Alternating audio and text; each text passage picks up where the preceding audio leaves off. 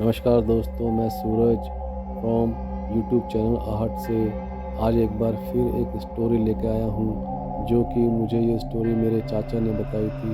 उनका नाम रमेश है, जो कि दिल्ली में ऑटो चलाया करते हैं। उन्होंने बताया कि एक बार रात के 2 बज रहे थे। बारिश का मौसम था, जोरों की बारिश हो रही थी और बहुत ही घना अंधेरा था। बादल बार बार ज़ोर ज़ोर से गरज रहे थे और बिजली भी बड़ी तेज़ चमक रही थी। तो बिजली के चमकने से आसपास की सारी चीज़ें दिखाई देने पड़ती थी, नहीं तो हाथ से हाथ को भी पहचानना मुश्किल लग रहा था। तो एक बार मेरे चाचा जी रेलवे स्टेशन के बाहर सवारी के इंतज़ार में खड़े थे। उन्हें ऐसा लग रहा था कि इस मौसम में कोई सवारी नहीं मिलेगी, फिर भी उन्होंने स्टेशन पर आखिरी ट्रेन का इंतज़ार किया कि शायद कोई सवारी मिल जाए।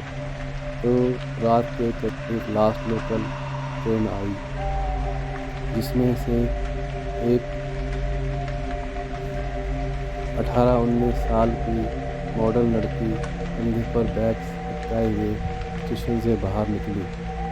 वह सीधे उनके ऑटो के पास पहुंची और पुरानी दिल्ली चलोगे भैया?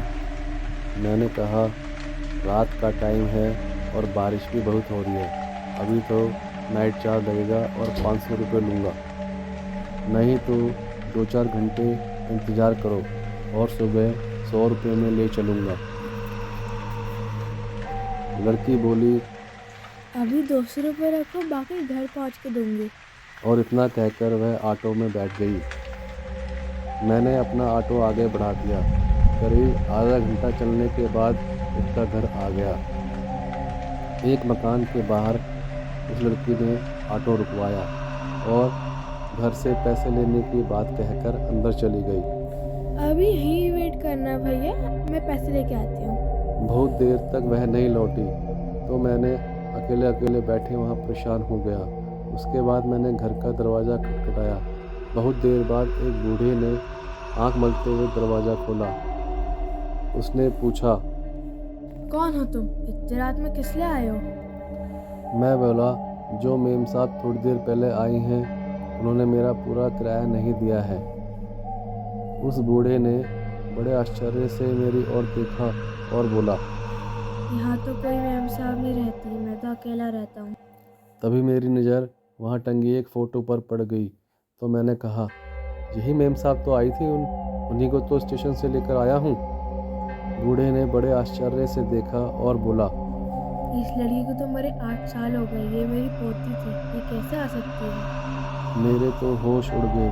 मुझे काटो तो खून नहीं।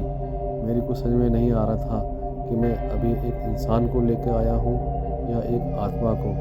मैं फिर वापस अपने ऑटो के पास पहुँचा, तो मैंने देखा कि सीट पर 100-100 के 3 नोट रखे थे और मैंने वह पैसे अपनी जेब में रखे और वहाँ से फटाफट अपने घर की ओर भागा। उस दिन के बाद से मेरे चाचा जी ने बताया कि उन्होंने रात में कभी भी ऑटो नहीं चलाया और रात को ऑटो चलाना छोड़ दिया। तो दोस्तों, आपको यह स्टोरी कैसी लगी? यह मेरे चाचा की रियल स्टोरी है, जो उन्होंने एक आत्मा को फेस किया था एक अंधेरी रात में, जबकि उस अंधेरी रात में कोई नहीं था और उन्हें यह पता भी नहीं चला कि वह एक आत्मा है। तो दोस्तों, इसी तरह की स्टोरी सुनने के लिए हमारे चैनल को लाइक करें, शेयर करें और सब्सक्राइब करें। और अगर आपके पास भी कोई ऐसी रियल स्टोरी हो जो आप हमारे चैनल से शेयर करना चाहते हो, तो प्लीज़ हमारे चैनल पे और हमारी ईमेल आईडी और इंस्टाग्राम के अकाउंट में शेयर करें, जो कि आपके लिए मैंने डिस्क्रिप्शन में डाल दी है। तो दोस्तों, मिलते हैं कल एक बार फिर नए स्टोरी के साथ। तब तक के लिए गुड बाय।